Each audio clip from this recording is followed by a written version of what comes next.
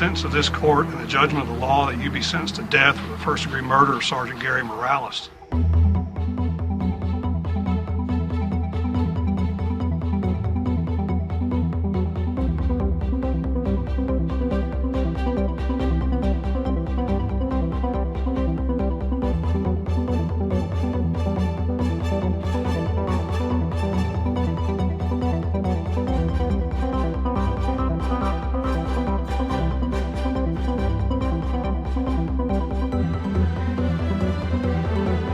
You told the deputy that you came down with that we don't know your story. That's what we're here to hear. Okay. We want your story. That's all. My story is I don't have a license. And basically, I have a baby on the way. My girlfriend's pregnant. And I just went to the store just to get her something. The officer came and almost cut me off with the lights, kind of rammed me and tried to stop me or whatever, and I just didn't stop. And then by the time I did stop, he was like, get out of the car. And I was like, for what? He want to tell his family that peace will be on them in due time. And I want to tell my family that peace will be on them in due time. It's just because, just like that officer lost his life, I also lost my life.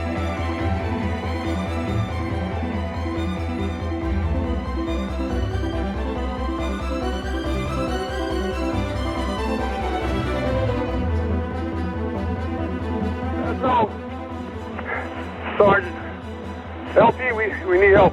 Sergeant down. He shoots one at the officer. He leans forward, he hesitates, then he goes back in at him. And I'm telling you, he walked his gun shooting all the way into the door of the car.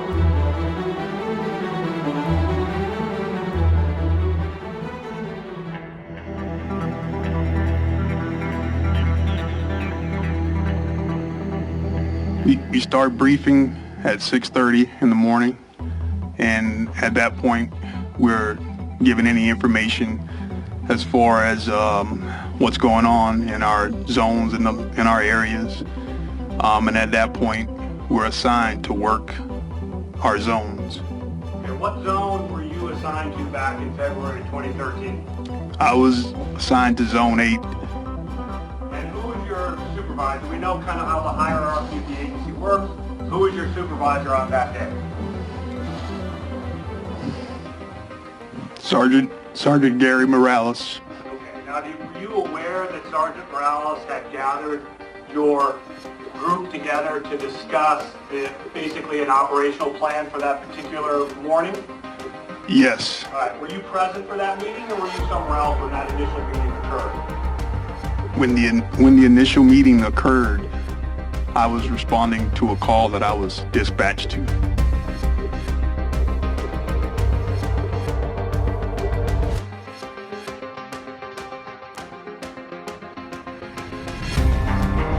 At that point, I pretty much parked my car almost same proximity as where the defendant's car was, and I get out the car to check on.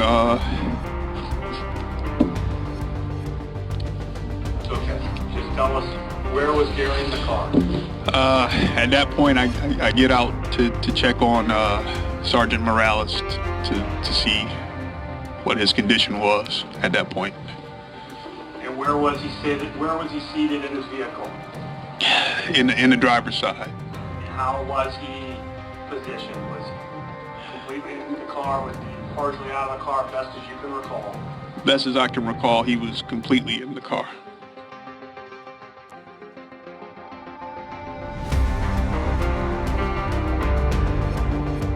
Therefore, Erice Alfonso Tisdale as to count one of the indictment, first-degree murder of a law enforcement officer with a firearm in the lawful execution of his legal duties.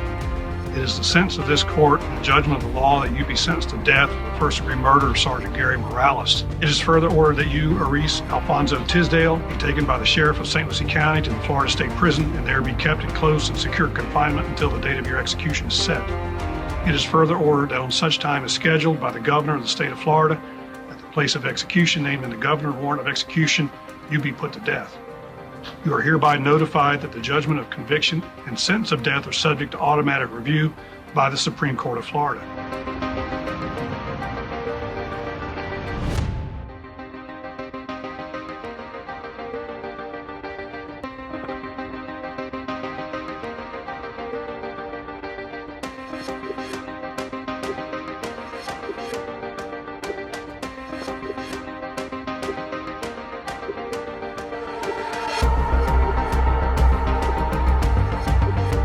So I know that no matter what happens, my future will always be in God's hands.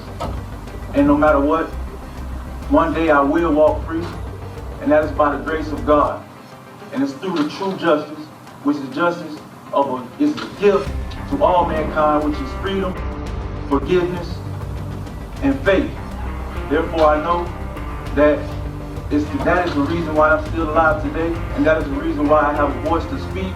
So all of the young men who don't have a voice to speak, whose parents are still grieving and have no reason to know why, have no understanding of why their son or their daughters have passed away by the hands of so-called justice.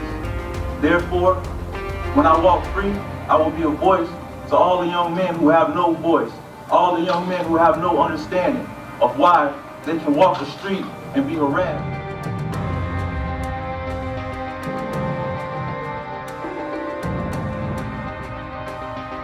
And again, my brother doesn't get a second chance, you know, and now he gets a second chance.